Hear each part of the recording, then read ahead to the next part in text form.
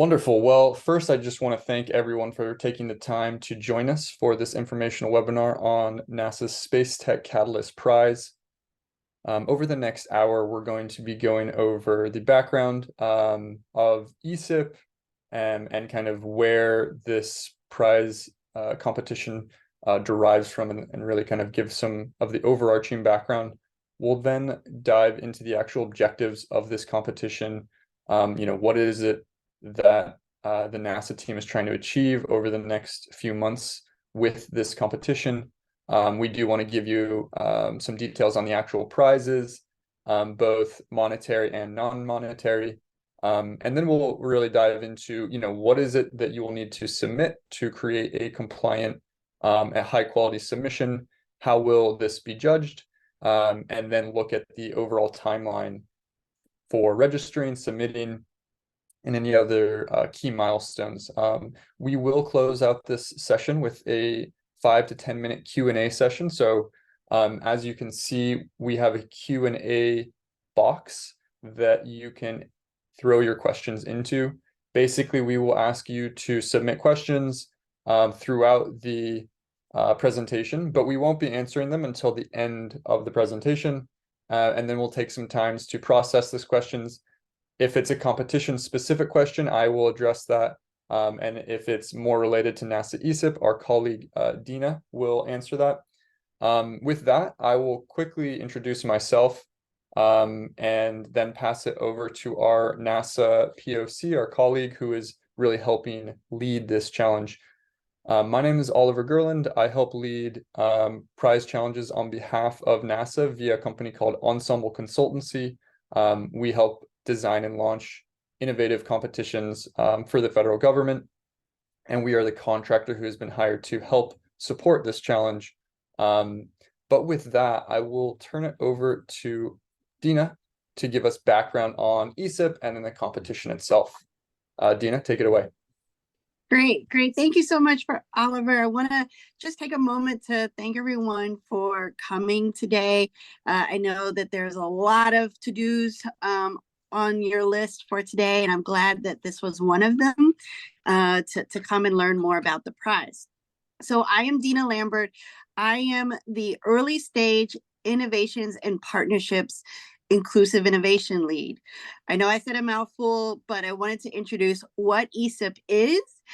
We like to think of ourselves as the front door of NASA's space technology research pipeline, where we make strategic investments in technical areas that will help us solve technological challenges that will enable missions of the future. So we work across a number of sectors, and we'll get into kind of what those sectors are in just a moment. But essentially, we're the front door. We are considered like the bottom level, lower TRL or technical readiness level, widest entry point in a funnel that people can enter into when it comes to contributing to NASA's technological missions. And we provide value and impact to the nation for making those investments within industry and academia that ultimately encourage the ecosystem to grow and to thrive. All right, next slide. So within ESIP, we have a saying that we are 1 + 1 equals 5. And that's essentially that we have at least 5 separate programs. I know that you probably see 6 boxes there, but we have a number of programs under our umbrella, each of them designed specifically to serve as an instrument to engage a particular population. So, for instance, to your left, you'll see our NASA Innovative Advanced Concepts. Those are our visionaries for concepts that we will use 20, even 30 years down the line. And those are given to industry and academia. They like to think of themselves as the most wide open concept area or sandbox that we have, because proposers are able to present ideas to us. But that is slightly different than what you will see in our STRG, Space Tech Research Grant Program, or our prizes, challenges, and crowdsourcing, as well as SBIR, which is something that you may be more familiar with, where we set out specific topics or challenges that we would like assistance in researching on our behalf. And we engage those populations, STRG, within academia world. And as you can see, kind of as a scorecard on the gray box, that we make over 300 grants to universities and colleges. For SBIR, they make over 500 contracts to small businesses and often partner with universities. We also have an internal instrument called our Center Innovation Funds. And then finally, our tech transfer. A lot of folks know about our 10 NASA centers where we do develop our own technology, but NASA is not a business. And that's where we extend our licenses, our patents as licenses to small businesses and universities to use in commercializing those concepts and technology. So that's where you see technology transfer, and where we've been able to extend over 1,500 patents and 700 licenses to small businesses like yourself that may be out there. The sixth component is our ESIC line, which is basically the early stage innovation and commerce line, which is basically kind of an innovation lab that cross cuts across all of the programs. And that's where our inclusive innovation efforts are, as well as our I-Core and entrepreneurial projects. So basically, we are an organization of 5 components serving the public at the entry point for research pipeline. All right, next slide. So as I mentioned before, how we do business is through research funding opportunities, and specifically in a competitive funding environment.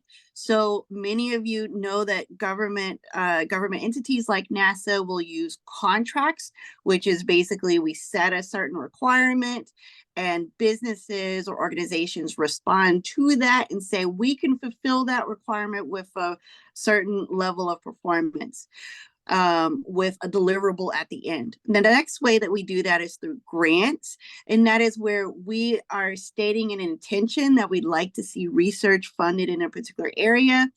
We provide that funding with no strings attached, but we would like to see what comes out of it through learning, lessons learned, knowledge sharing, or in advancements that lead to kind of a shift in the industry. And then the next components we'll see will be internal research and development awards, which are primarily for the NASA workforce. And this area is challenges, where you will see the NASA Space Tech Catalyst Prize. Some of you maybe have seen our NASA Solve platform, with specific challenges like the Break the Ice challenges, where we have specific technical challenges that we like the public's assistance in solving. But in this case, it is very much relationship and people focused. So let's get into that a bit more.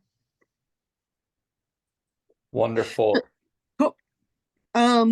So we basically we took a year to understand where we are. We do a great job at responding to the technological gaps that we see across our agency that we would like to fulfill in missions within the next 5 to 10 years or even longer. But we realized to drive that technological advancement, we need a huge crop of innovators and proposers. But we want to ensure that that is accessible and welcoming to everyone across the country, not only those that are in close proximity to NASA centers, but who may be existing in areas not close to a tech hub. So we developed a tool called the NASA Tech, or the Space Tech Catalyst Prize, to engage and celebrate individuals and organizations who are doing the work in their own communities to nurture, develop, advance, and promote both academic and industry researchers in space technology related fields. So we have a couple of objectives that we like to specifically target with this prize. So let's get into that. We have 4 objectives. The first thing is that we know that there's a lot of work being done at the local and regional level, and we'd like to recognize that work through the best practices in innovation and inclusivity by the work that you guys as mentors, shepherds, in this case, we're calling you guys catalysts who are out there doing the work and the best practices for addressing any kind of barriers. So that goes into our second tool or objective that we like to use, or at least identify, is what are the best practices? I know I am located in the DC area, and a lot of people say that we are in a bubble within the DC area. We kind of do government speak, we interact with other government agencies, but that may not be the case for across the country. So we like to find out what are the best practices for engaging new and emerging proposers who are interested in getting their hands into research specifically in space technology that's outside of our NASA gates or outside of the DC area. And we know that there are barriers or challenges that may exist for folks just trying to break into that space tech ecosystem. The other thing that we're looking to do is enhance our outreach efforts. We're looking to show up in places we haven't done that before. And through this prize, we want to recognize folks who are building relationships with organizations, networks, and communities that we haven't traditionally shown up at. So that's one way we want to use this prize. And finally, which is our most critical component of this prize, is for community building. Yes, we want to recognize the work that you're doing. We want to celebrate it. We want to amplify it. But we want to create an atmosphere that encourages connection, networking, and partnership. For possibly you want to develop a team of the winners or the folks that you get to know through this community effort that allows you to propose for one of our technical opportunities or solicitations in the future. But one of the things that we've heard from over and over again when we go out to conferences is that people crave networking opportunity and community building so they can get to know the who's who. They can understand the ins and outs of proposing and navigating the funding space within the federal government. So that's why we wanted to leverage the insights, the knowledge, the expertise of individuals and organizations who are out there engaging diverse proposers. All right, next slide. I think I need to hand it back over to Oliver to step into the prize framework. Awesome, thank you so much. So yeah, the rest of these slides really kind of go into the details of the competition itself and some of the overall guidance for entering. And it all begins and is centered around the Space Tech Catalyst Prize.org website. So the first and most important action that you should take, if you have not already, is to register on the competition web platform. So this is the central hub for the competition. It has all of the useful information that you need, including the rules and requirements, an FAQ document that will continuously update. There is a contact us box where you can, reach out for additional questions. We've already gotten some good questions, so we're constantly updating that document. But there's also the registration form and the submission form. So you should register if you're interested in entering a submission. And then after registering, you'll be able to access the submission form, which is where you will enter your competition entry. So just to call out, this is a very important destination for the challenge website.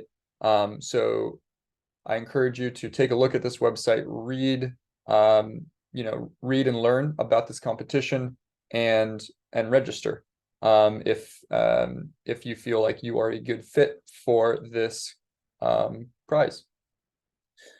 So with that, first thing we wanted to chat about is what are the prizes? So we will be issuing 20 individual or organizational awards, but we will be issuing 20 awards. Each one of these awards will be valued at $25,000. And so this is the prize. This is the cash prize.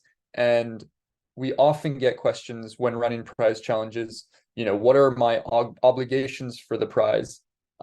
This is in effect a recognition prize. We are recognizing the mentors, shepherds, and catalysts for work that they've previously already implemented. So this is not like a grant or a contract where there is another deliverable, but there is the invitation, and we would highly encourage everyone who is awarded to join us at an in-person convening and community building event, which will actually be held at NASA Goddard Space Flight Center, which is in Greenbelt, Maryland.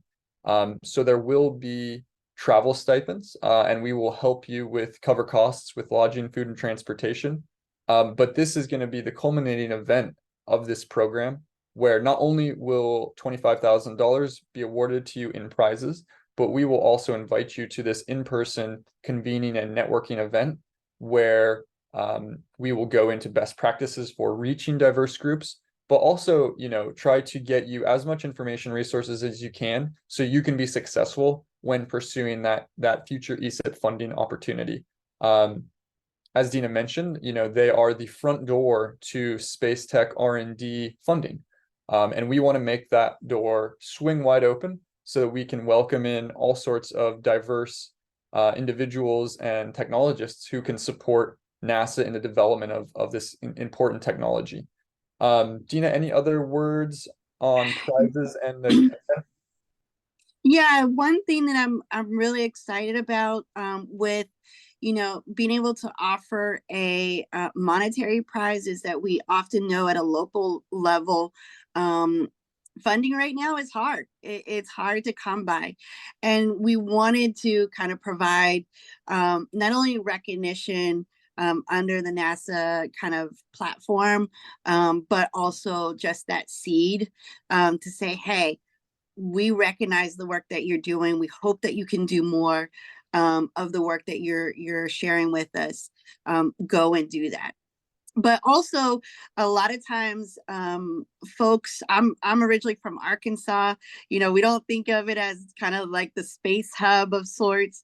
And whenever I go back home, people are like, I've never met someone from NASA, or I didn't know NASA did research opportunities that just the general public can engage with. So that's where, with inviting our winners to come to NASA Goddard Space Flight Center, will give a chance for you to actually meet and greet NASA leadership, our program staff. We'll go into some dialogue about what goes into our solicitations, with the hope that while you're there with us in Greenbelt in April, that we can create an environment that, for one, we can celebrate the work that's being done all over the country. The second thing is we can give a face and a name to a program and the funding. The third thing is to give insight into what happens throughout our solicitation process. Why do we do the things that we do, and how do we judge our proposals? Our hope is that there will be enough interest, enough resources offered that you can take that back to your own community and show, hey, I've gotten a peek under the hood at NASA. I can tell you a bit more about it, and here's how I can help mentor you to be gaining a winning proposal. And then finally, we want to have future engagements with winners from the Catalyst Prize. Again, no obligations, but the idea is that we want you to be excited to join us and work with us, and then also whatever possible, be able to spread the word about what we're doing so that we can get further reach into communities out there. Wonderful. Okay, so what is it that actually you will be submitting? So an important aspect of this prize is that we wanted to make it very low barriers to entry and a very accessible program. Perhaps you've never pursued any work with the government. There are certain solicitations which might be more complicated. But this one, we want to make it as simple and straightforward as possible, again, to open the doors, to make it as easy as to participate as possible. So the most important thing is to submit your competition entry by February the 22nd of next year. And I will go into detail on what that submission form actually looks like.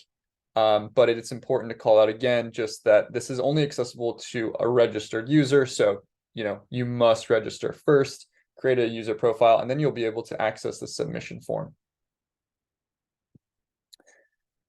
Another really important part, and we have gotten some questions about this, is that this is a program that must be relevant to an ESIP technology category. So you can see there are these 17 or 18 technology disciplines that ESIP funds.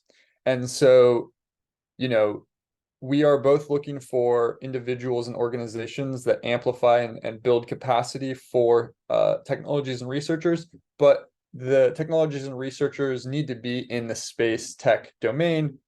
This is a space technology R&D fund that we are trying to support.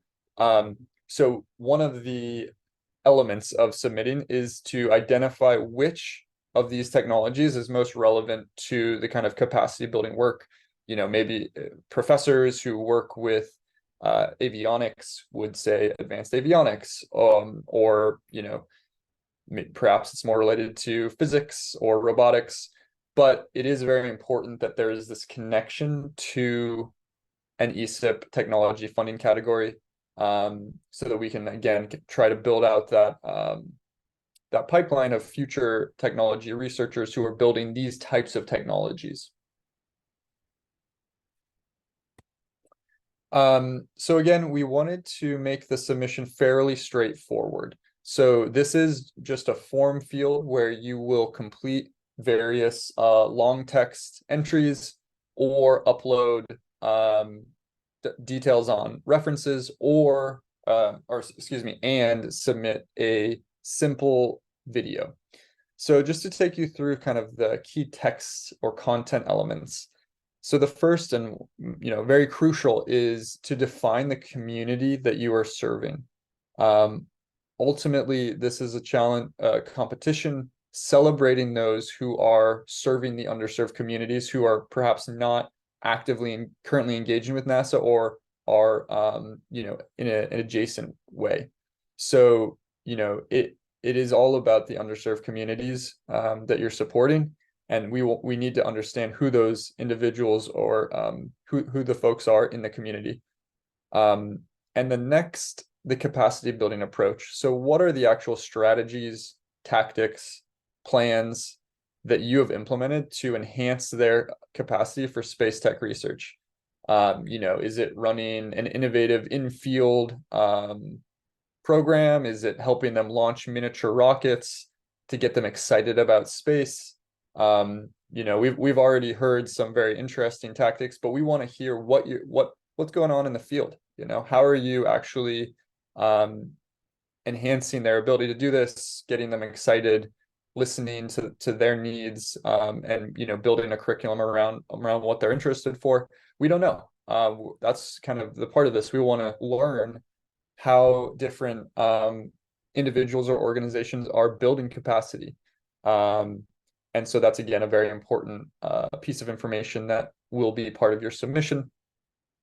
And then we are interested in what the impact and evidence is. So to the best of your ability to describe with demonstrable impact via data or narratives, to tell us that, what the impact has been, what has worked, and why has it worked. So usually a mix of data and narratives is a good way of addressing that kind of impact and evidence category.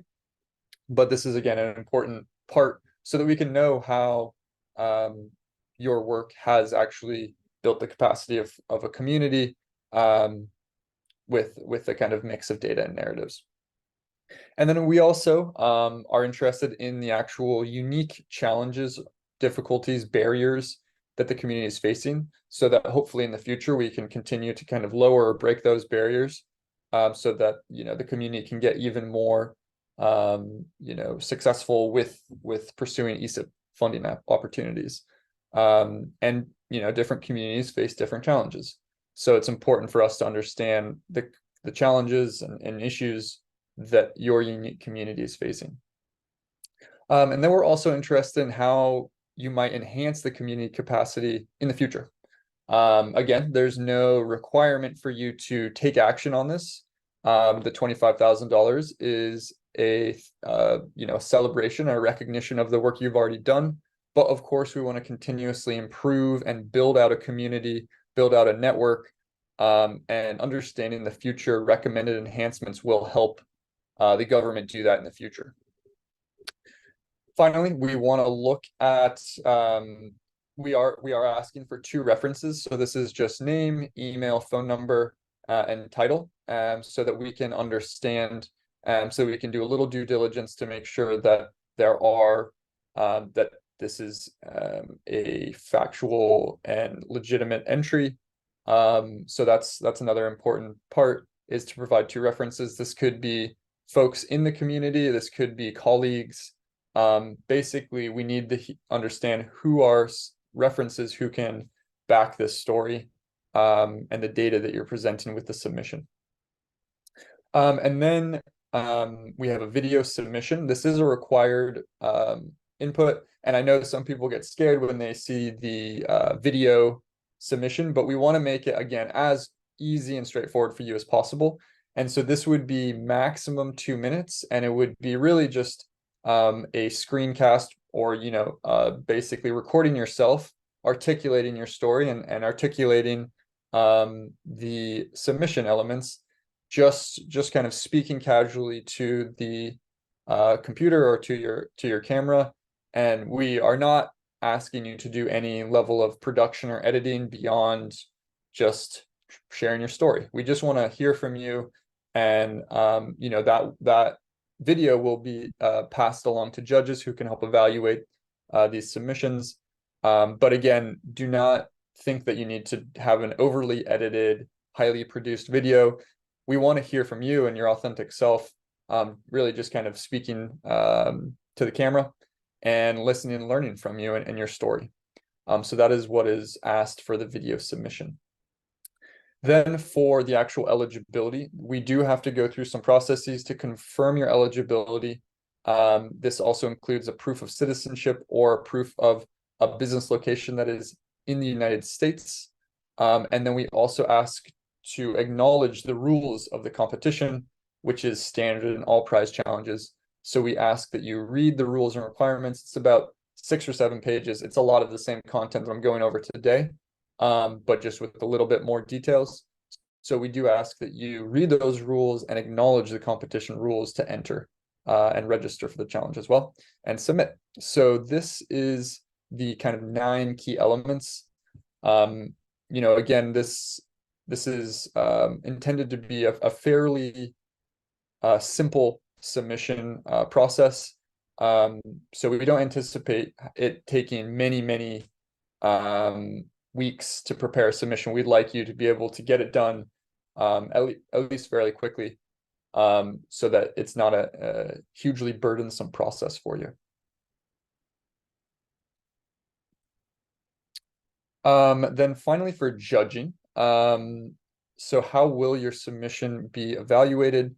So we will have a panel of federal and outside judges who will be reviewing your submissions. They'll be using a Likert scale type of scoring model, but the key criteria elements that we will be looking for are effective engagement, impact on communities, cultural awareness, and then future impact potential. So it will be important that your submissions align to those criteria, and just keeping those in mind, that those are important. And that's how your submission will be evaluated, based on those criteria. So, was the submission effectively engaging underrepresented communities? To what extent was that effective? Was it highly effective, somewhat effective? and so on and so forth. And so we ask about the impact, clear impact, no impact, cultural awareness. Was it adapted and relevant to the unique cultural context of the community? And then looking at the future impact potential as well. So I will press on to the next category. So in terms of eligibility, so NASA does welcome applicants as individuals, teams, organizations, or entities that have a recognized legal existence and structure under applicable U.S. law that must be in good standing in the jurisdiction. So you must be an individual or U.S. citizen or permanent resident of the United States and be 18 years or older. And then if you are entering to represent a organization, you must be incorporated and maintain a primary place of business in the United States. And then teams can be comprised of otherwise eligible individuals and organizations and led by a U.S. citizen or permanent resident. And then U.S. government employees, if you're U.S. government employees, may participate so long as they are not acting within the scope of their position and cannot rely on any facilities, access, personal knowledge, or any other resources available to them, as this would create a conflict of interest.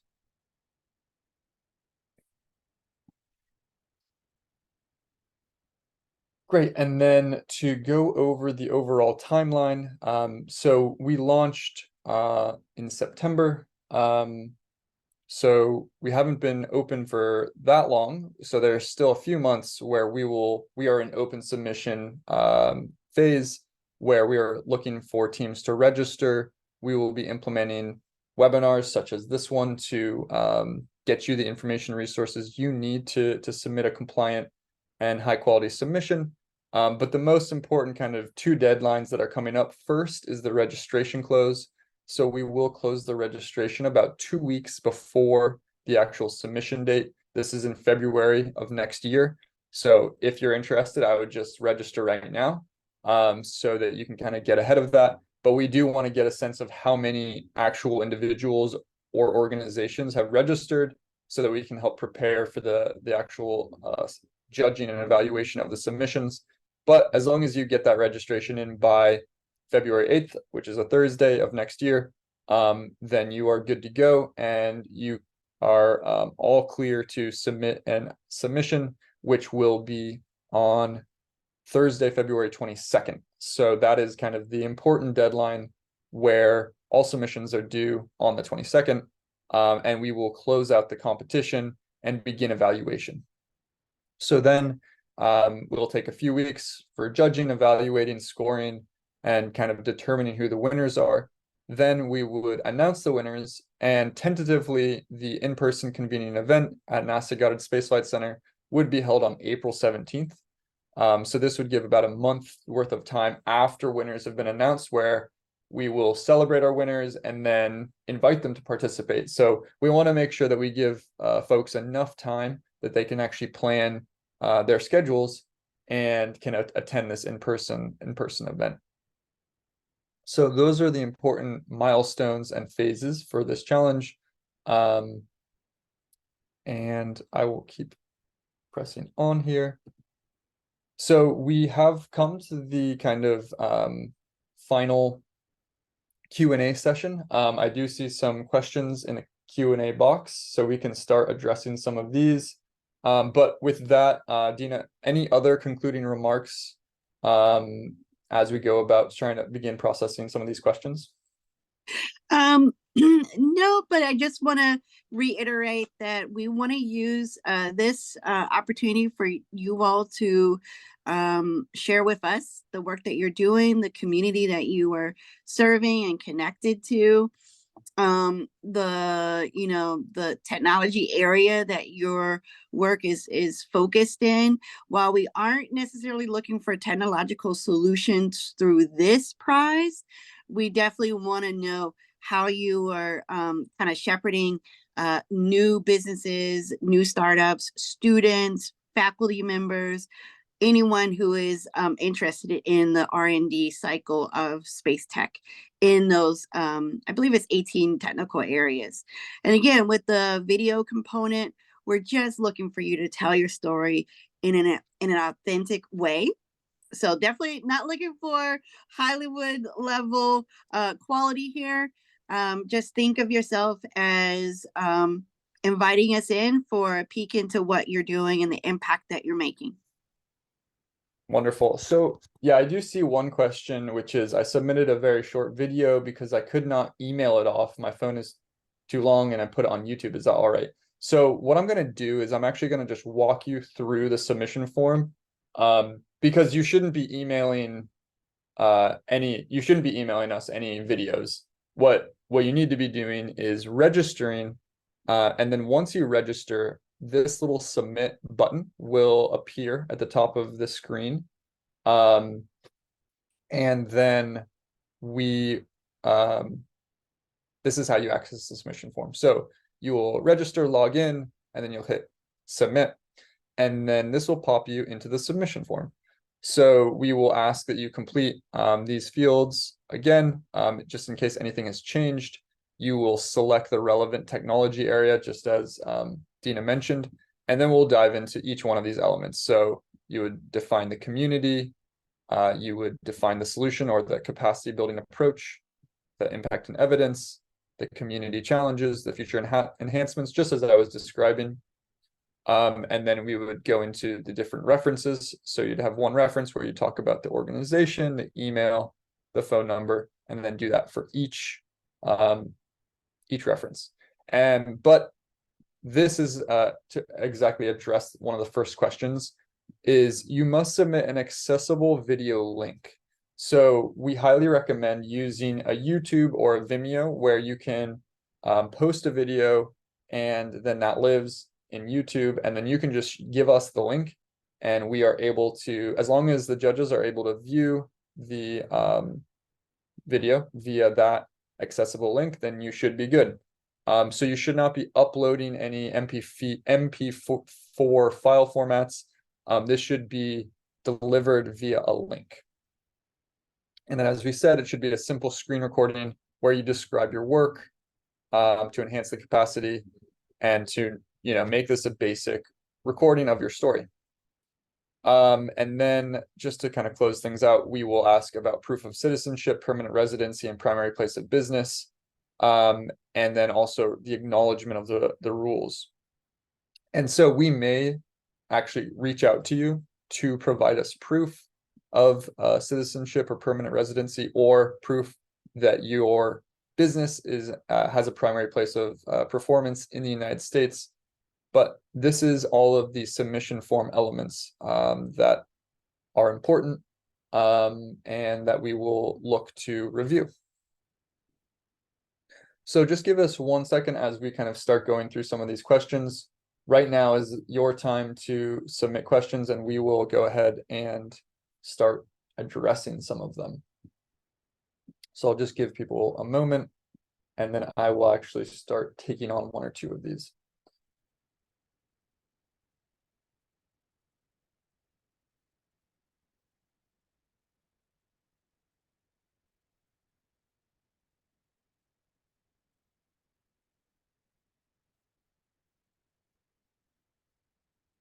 So the first question, is there a list of competitions that the US government do that are more science-based? So yes. If you are new to prize challenges and competitions, the most important destination is challenge.gov. All prize challenges run by the federal government are posted on challenge.gov and either live in the challenge.gov website or are external websites like the one that we have. But if you're looking for that list of competitions, of all competitions, including science-based or recognition-based, go to challenge.gov. Similarly, is there an email list to enter the challenges like Space Tech Catalyst? Excuse me. So when registering, we did ask if you would be interested in more ESIP related funding. So if you answered yes to that, you will be added to a list, an email list that will share different funding opportunities as it relates to ESIP, but not as it relates to other challenges. So if you've registered, you're in an email list for this challenge. But as it relates to other challenges and learning about, the myriad of other work, again, I encourage you to visit challenge.gov. I don't know if challenge.gov has a email list, but definitely use challenge.gov as that key resource. Dina, anything to add here? What I want to say is that our programs do have a mechanism for communicating new opportunities or funding opportunities. Some of them occur on an annual basis, some of them on a semi-annual basis. So what I would say is that anyone that is opted in to receiving communications with us, we are getting that finalized and established. ESIP as a whole is a sort of brand new component to NASA.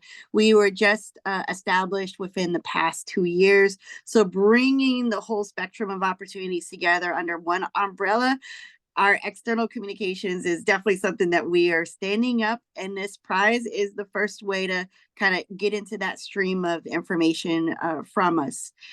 So we look forward to sharing and seeing you guys soon in the proposal pool. Yeah, awesome. And honestly, this kind of continues on with that thought, but are there other ways for ESIP proposing ideas to get seen and to help to innovate and patent? So the answer to that, I believe, and Dina, again, you can jump in here, is to look at those resources, get plugged into the ESIP funding, listserv, and to use ESIP, the ESIP website. There are lots of different ways for proposing ideas to get seen and to help innovate. So sorry, Dina, you can jump in. So what I would say, I think someone mentioned patents specifically. Our NASA Tech Transfer Office does specifically work within helping companies identify where a NASA technology can be commercialized for broader use. What I would say, if you want to engage in that, there's a whole team of specialists, technology transfer specialists across the country that can help you with that.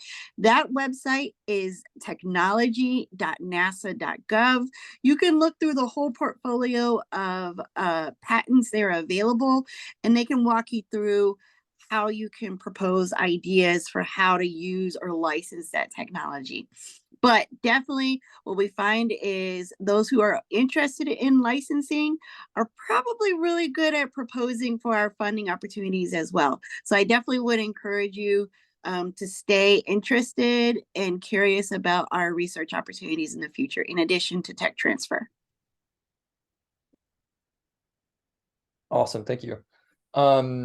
So I'm going to jump to a question. If we submit our application early and wish to amend our submission, is this possible? So the answer is yes. There's nothing precluding you from submitting. And basically you can think of it like this, is that we are tracking submissions as they come in.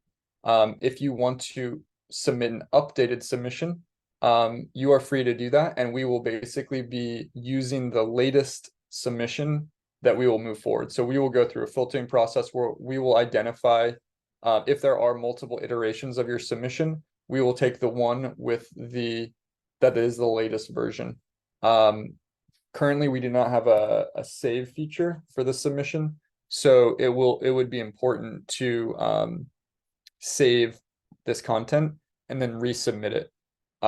If you're interested in doing that, but that's fine as long as it's within the submission due date. So you can enhance your submission as we go. Great. And then next really great question: can I nominate someone else besides myself, and how do I do that? So the answer is yes, of course you can. And I'll walk you through that process. I have the website up right now. So on the landing page, if you scroll through the prize overview and goals, then the information about the event, you will see how to enter the prize competition, but then we also have invite a mentor. So with this, we are collecting the emails of mentors, and then we will separately send them an invitation to submit. So this is invite a mentor feature is where you would do that. So let's say you have an awesome person who you think would be great. You can invite them, but they will need to submit. And maybe you could support them in that. We know that some mentors might not view themselves maybe as like perhaps, they're like, well, I don't think I did that much. And then people are like, no, you were a fantastic mentor and you should submit. So, I guess my point is that whoever you invite, they themselves will need to submit the submission form. But we can highly encourage any of the folks, and we will, who you invite and say, we think based on our understanding and this invitation that you'd be a good fit for this. It's a very simple, submission process, and we invite you to submit. So by inviting a mentor here, we'll collect that email and then really, invite them to register. So hopefully that answers your question.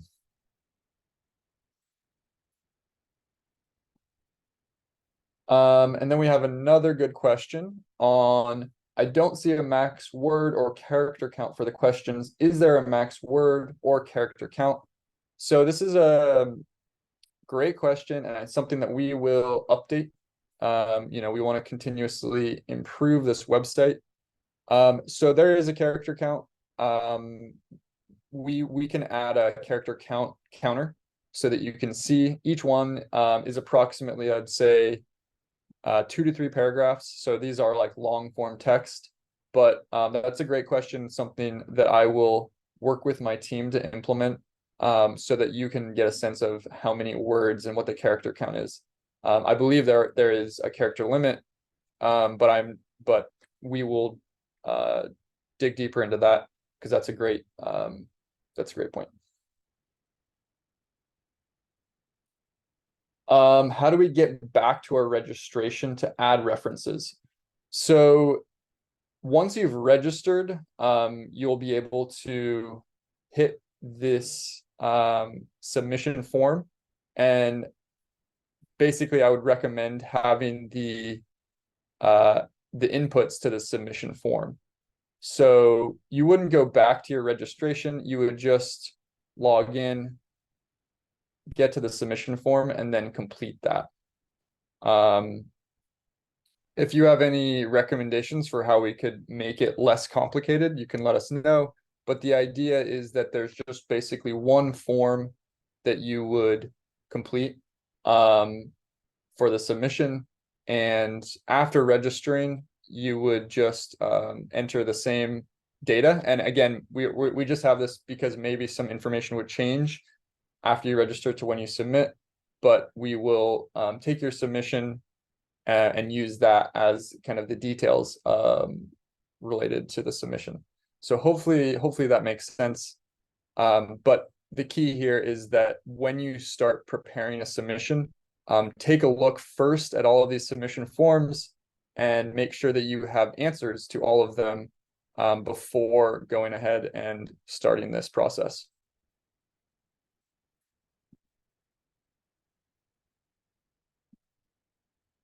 So we can wait for any other questions that file in. We will be posting this video to the challenge website.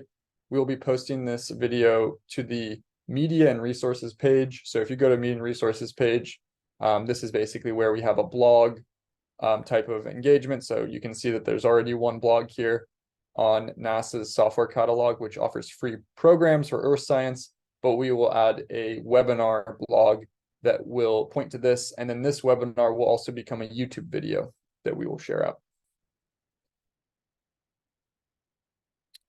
So any last questions? Now is a great time to get any additional items answered before we close out today's webinar?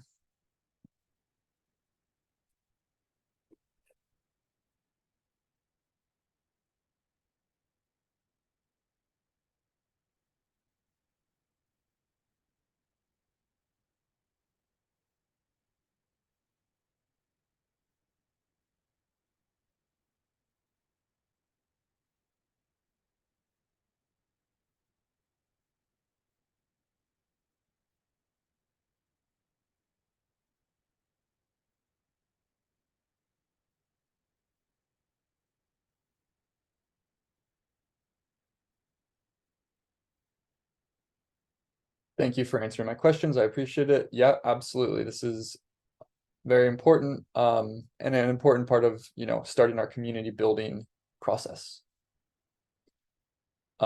With that, if there's no more questions, we can go ahead and close out this webinar. Again, we thank you so much for taking the time to collaborate with ESIP and with the Space Tech Catalyst Prize.